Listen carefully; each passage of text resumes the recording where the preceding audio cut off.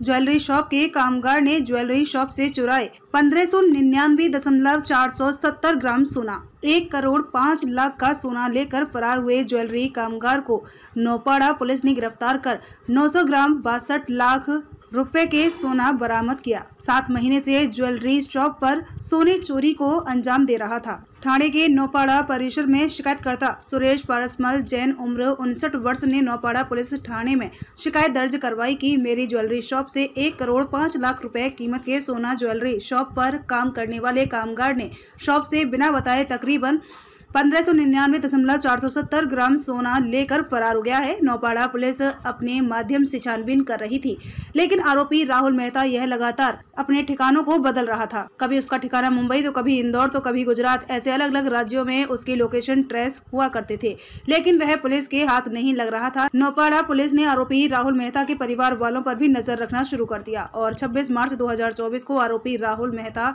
यह अपनी एक दोस्त को मिलने के लिए मीरा रोड में आता है और इसी दौरान Naupada police Mira Road police की मदद से राहुल मेहता को गिरफ्तार कर लेती है। 7 महीने से ज्वेलरी शॉप से करोड़ों सोना चुराने का प्रयास कर रहा था। अनेक महीनों से फरार चल रहे हैं आरोपी राहुल मेहता की तलाश नौपाड़ा पुलिस स्टेशन द्वारा जारी थी और नौपाड़ा पुलिस स्टेशन में जानकारी मिलती है कि आरोपी राहुल मेहता आ जाए अपनी एक दोस्त से मिलने के लिए मीरा रोड आने वाला है और नौपाड़ा पुलिस ने मीरा रोड पुलिस की मदद से राहुल मेहता को हिरासत में ले लिया। नौपाड़ा पुलिस स्टेशन की पूछताछ में आरोपी राहुल मेहता ने बताया कि उसने पिछले 3 महीने से वह लगातार ज्वेलरी शॉप में काम करते हुए नजर रखता था कि किस तरीके से मैं ज्वेलरी शॉप से करोड़ों का सोना चुरा कर फरार हो जाऊं। कामगार पर हद से ज्यादा भरोसा करते हो तो आपके दुकान पर हो सकती है चोरी। शिकायतकर्ता सुरेश पारसमल जैन उम्र 59 वर्ष की नौपाड़ा परिसर में खुद की ज्वेलरी शॉप है और सुरेश पारसमल आरोपी राहुल मेहता पर आंख बंद कर भरोसा करते थे। मालिक सुरेश पारसमल ने आरोपी राहुल मेहता को ज्वेलरी शॉप के लॉकर रूम की भी चाबी दे रखी थी। राहुल मेहता यह ज्वेलरी शॉप के सभी सोने को खुद रखता था और देखभाल भी खुद आरोपी राहुल मेहता करता था। जो आरोपी है वो तो पहले ही डाउट था ज्वेलर का, जो शॉप ओनर थे उनका मेहता पे, तो मेहता का जो मोबाइल नंबर है उसका टेक्निकल हमने एनालिसिस किया है और उसके आधार पर उसका अरेस्ट हुआ है। कितना सोना लेके पसार हुआ था और कितना रिकवरी हुई है? ये आता है ओवर द पीरियड, बड़े पीरियड है, 1 साल का ऑलमोस्ट पीरियड है, उसमें उसने ये 1600 ग्राम का सोना लेके गए हैं, एक साथ नहीं ले गए। ऐसे ज्वेलरी वाले जो दुकान पे अपने लोगों को रखते हैं तो उसका क्या कुछ बैकग्राउंड जो है चेक करने की ज़रूरत आपके माध्यम से करना चाहोगे? और उसके बाद क्या कार्रवाई होने वाली है इसके ऊपर? ये ऐसे जो लोग रहते हैं उसके ऊपर हाँ, उनका वेरिफिकेशन तो करवा लेना चाहिए पुलिस से। अगर ज्वेलर शॉप में किसी को भी अपॉइंट करना है तो उसका वेरिफिकेशन करना चाहिए और खुद भी प्रिकॉशन लेना चाहिए। इतना बड़ा स्टॉक है तो हर मालिक ने स्टॉक समय समय पर उसका चेकिंग करना चाहिए स्टॉक का, तो ही वो ध्यान में आएगा। अभी इसमें तो ऑलमोस्ट 6-7 महीना गया तो उनको ध्यान में आने में वो लेट हो गया, इसलिए माल भी ज़्यादा गया उनका। इतने बड़े पैमाने पर अकेले का काम नहीं कि इस तरीके से इतने बड़े सोने को चोरी करना, क्या लगता है आपको इसमें कोई और भी इसके साथ में साथीदार होने की आशंका आपके माध्यम से लग रही है? तो ऐसा कुछ फिलहाल नज़र नहीं आ रहा है, ये ओवर द पीरियड उसने चोरी किया है। सर 2017 में सेम दुकान पे चोरी हुआ था और फिर इसी दुकान में चोरी हुआ है, क्या लगता है कि ये सोची समझी साजिश हो सकती है क्या? नहीं, ऐसा नहीं है सर। इसका बैकग्राउंड क्या था? इसका बैकग्राउंड, क्रिमिनल बैकग्राउंड अभी तक तो कुछ मिला नहीं है। कस्टडी कितने दिन की मिली इसको? आज तक है, 30 तारीख तक है और फिर से हम बढ़ाने की मांग करेंगे। 27 मार्च 2024 के दिन एक मसाला मार्केट में स्वस्तिक ट्रेडिंग करके एक कंपनी है, उसके मालिक है रौनक भानुशाली।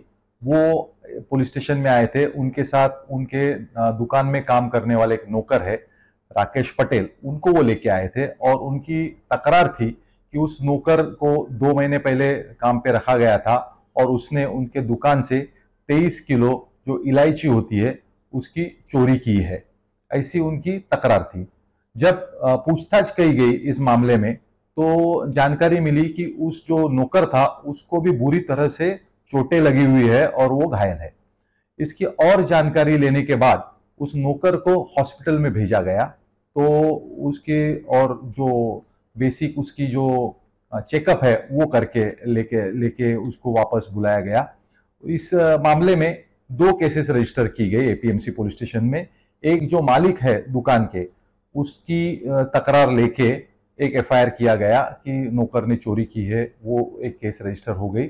और दूसरी, वो जिस नौकर को लगा था राकेश पटेल, उनकी फरियाद ली गई, उनकी एफआईआर ली गई।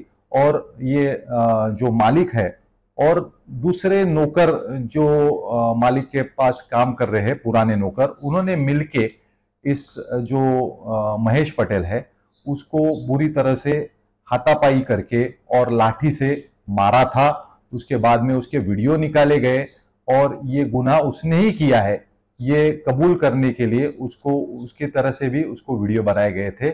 इसकी तकरार ली गई और ये मालिक और उसके जो पुराने नौकर है, ऐसे 6 लोगों को इस मामले में अरेस्ट किया गया 27 तारीख को और उसको कोर्ट के सामने पेश किया गया और उनका पुलिस कस्टडी रिमांड 30 मार्च 2024 तक पुलिस को मिला है और इस मामले की तहकीकात आगे कर रहे हैं।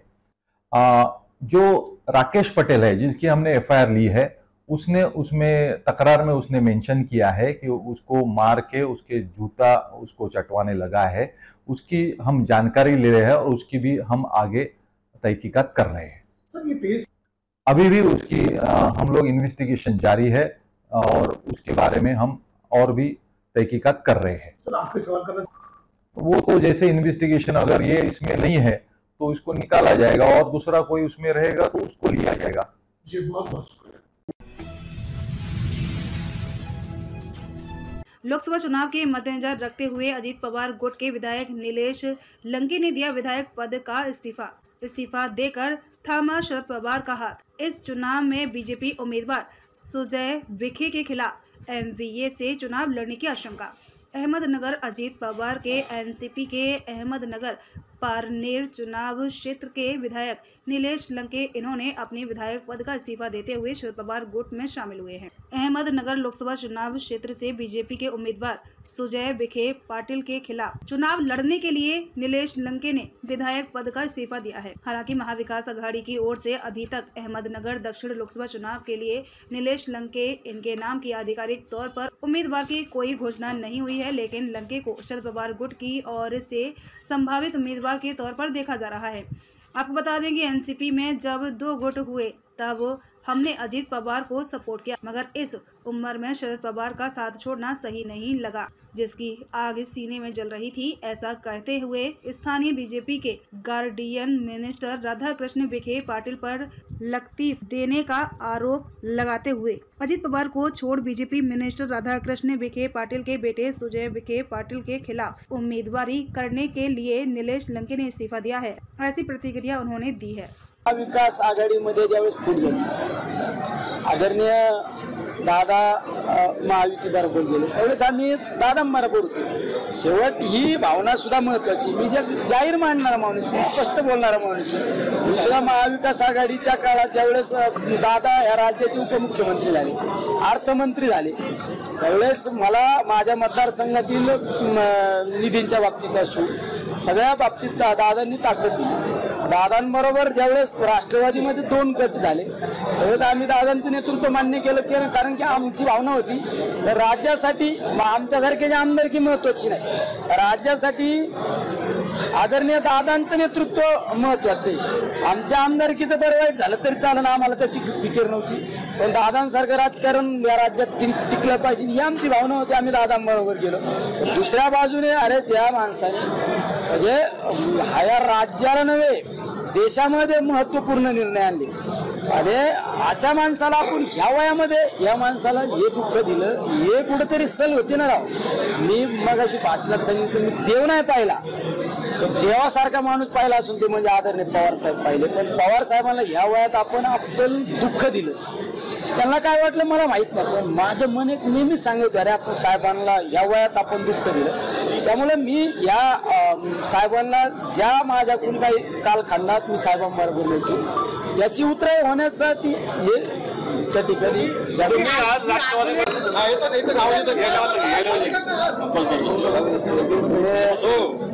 पाहिला असं गेले 1-1.5 महिन्यापासून लोकसभेच्या निवडणुकीचं वारं वाहू लागल्यानंतर या मतदारसंघामध्ये मीडियाच्या माध्यमातून किंवा वेगवेगळ्या तर्कवितर्क काढले जात होते नेहमी.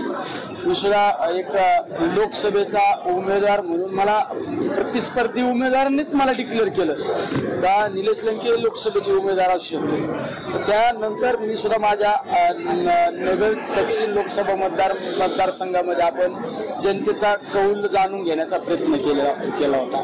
जनतेचा लोकांची जनभावना काय, लोकांचे प्रश्न काय, सगळ्या गोष्टी समाजातील वेगवेगळ्या घटकांना भेटण्याचा प्रयत्न केला. छोट्या छोट्या गोष्टी त्या ठिकाणी बारकाईने अभ्यास केला. आज सुद्धा मतदारसंघातील लोकांशी चर्चा केल्यानंतर जर आपल्याला लोकसभेच्या निवडणुकीला जर सामोरं जायचं असेल तर विधानसभा सदस्याचा त्याग करणं गरजेचं आहे. जर तुम्हाला एखाद्या निवडणुकीला जर छाती काढून पुढे जायचं तर असं लपालपीचा छुपाडाव कशाला खेळायचा.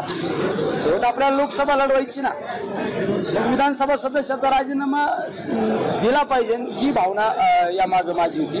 तर राजीनामा देण्याचा माझा जरी निर्णय असला तर माझ्या मतदारसंघातील लोकांनी मला 2019ला जीवाचं रान करून स्वतः उमेदवार असल्याची भावना जाणीवतो लोकवर्गणीतून मला आमदार केलं. अरे त्या माझ्या माणसांना, माझ्या लोकांना विचारणं हे माझ्यासाठी महत्वाचं होतं. कारण पारनेर नगर मतदारसंघ माझ्यासाठी कुटुंब होते. त्या कुटुंबातील माझ्या लोकांना आज विचारलं, त्यांच्या भावना जाणून घेतल्या आणि त्यांना या सगळ्या अडचणी त्यांच्या समोर ठेवल्यानंतर आज मी हा निर्णय घेतलेला आहे की माझ्या विधानसभा सदस्याचा त्या ठिकाणी राजीनामा दिलेला आहे. अमरावती की संसद और भाजपा के उम्मीदवार नवनीत राणा भाजपा में प्रवेश करने के बाद पहली बार अमरावती के भाजपा कार्यालय में उनका स्वागत किया गया और पिछले गिले शिकवे मिटाकर मानो मिलान किया गया। इस वक्त उनकी उम्मीदवारी को लेकर विरोध करने वाले उनका स्वागत करते दिखाई दिए और अपनी नई उम्मीदवार को मोदी जी के हाथ मजबूत करने के लिए चुनकर लाने की अपने भाषण में दहाड़ लगाते नजर आए। नवनीत राणा ने भी पिछला सब कुछ भूलकर अब मैं नहीं घर में आई हूँ, मुझे कुछ दिन और लगेंगे सीखने के लिए, मुझे समझ लो और मुझे स्वीकार करो। महाराष्ट्र के अमरावती के भाजपा कार्यालय में आज इतनी भीड़ दिखाई दी कि वहां पर टिकने के लिए भी जगह नहीं थी। इतनी भीड़ होने का कारण यही था कि अमरावती की संसद और भाजपा की लोकसभा की उम्मीदवार नवनीत राणा ने भाजपा में प्रवेश करने के बाद अपने स्वयं के अमरावती शहर में आने भाजपा मुख्य कार्यालय में आज उनका स्वागत रखा गया। इसके लिए वह वहां पर उपस्थित थी। नवनीत राणा का स्वागत किया गया जो कल तक उनके उम्मीदवारों को लेकर भाजपा के आला कमान के पास आह्वान दे रहे थे, लेकिन मोदी जी के हाथ मजबूत करने के लिए और अमरावती में नवनीत राणा जैसा जीतने वाला उम्मीदवार भाजपा के पास नहीं था। तो यह उम्मीदवार पक्ष ने मोदी जी को मजबूत करने और अब की बार 400 पार करने के लिए दिया गया। आज यहाँ पर नवनीत राणा का स्वागत करने और पक्ष प्रवेश के बाद पहली बार पक्ष कार्यालय में आने के बाद कार्यालय में इतनी भीड़ थी कि पैर रखने के लिए भी जगह नहीं दिखाई दे रही थी। ऐसे में नवनीत राणा ने सबका आभार मानते हुए, मैं नए घर में आई हूँ, मोदी जी के हाथ मजबूत करने आए हो, मुझे संभाल लेना, पिछला जो भी है वह सब भूल कर अब नई जिंदगी की शुरुआत करनी है, ऐसा कर सबका मन मोह लिया। तो जो उनके विरोध में आला कमान के पास विरोध कर रहे थे, आज उन्हीं को नवनीत राणा का बुके देकर स्वागत करना पड़ा और उन्होंने भी अपने भाषण में ऐसा जताया कि कल जो हुआ वह कल, जो कुछ भी मन में था वह आज कुछ भी नहीं है, क्योंकि अमरावती में पहली बार कमल चिन्ह पर भाजपा लोकसभा का उम्मीदवार आया है तो उसे जिताना जरूरी है। हमारे पास कोई उम्मीदवार भी नहीं था और उनका तहे दिल से विधायक प्रवीण पोटे ने आभार मानते हुए उनकी जीत के लिए पार्टी कार्यकर्ताओं को जोर जोर से काम पर लगे का भरोसा दिया। नवनीत राणा ने भाजपा कार्यालय में प्रवेश के बाद जिनका नवनीत राणा के उम्मीदवार को लेकर पहले विरोध था, उन्होंने नवनीत राणा के संदर्भ में भी ऐसे पुल बांधे, ऐसे बोल व्यक्त किए कि कल मानो कुछ हुआ ही नहीं था और ऐसे ही बोलते बोलते होश जोश खो बैठे, जुबान फिसल गई और कहने लगे कि हमारे पास कमल चिन्ह पर नाचने के लिए कोई नहीं था, लेकिन शायद उन्हें कहना यह था कि हमारे पास कमल चिन्ह पर लड़ने के लिए कोई नहीं था। त्या फॉर्म भरण्यासाठी, कारण जेव्हापासून लोकसभा आहे तेव्हापासून आतापर्यंत बॅलेटवर पहिल्यांदा कमल आहे आणि त्याची सगळी इज्जत ठेवणं हा आपल्या सगळ्यांच्या हाती आहे। आम्ही प्रयत्न करू पण आपल्या साथ शिवाय आम्ही काहीच करू शकत नाही, एवढा मी नक्की आपल्याला विनंती करते आणि सगळे सोबत राहील एवढीच विनंती करते। धन्यवाद। आमचे आदरणीय राज्यसभा मेंबर जिल्ह्याचे अध्यक्ष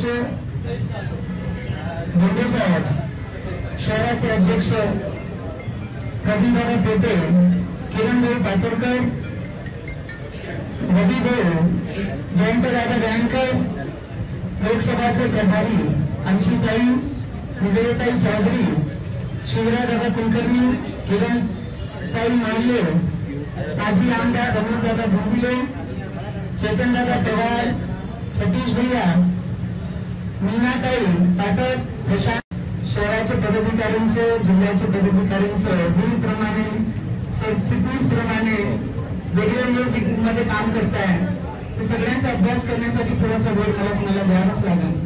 त्यांचे मेन पदाधिकारी आहे शहराचे आमचे सगळे नगरसेविका, आमची साऊताई, तेही सुद्धा इथे उपस्थित आहे, सुधादिदी, सगळे जेवढे इथे भाजपचे पूर्ण परिवार इथे उपस्थित, सगळ्यांना मनापासून मी नमस्कार करते.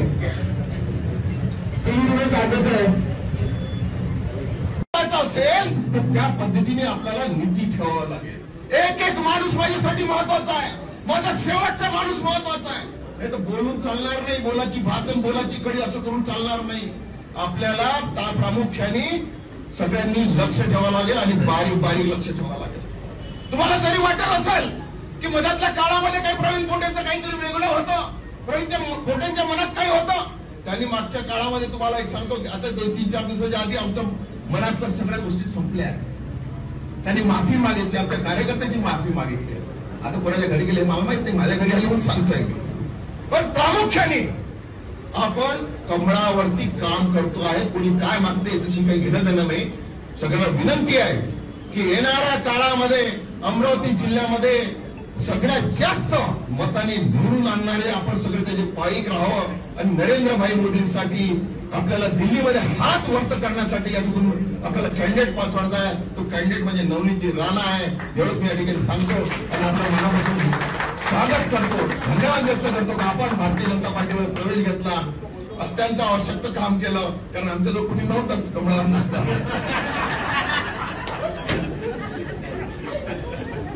आपलं अभिनंदन करतो आणि स्वागत करतो. धन्यवाद.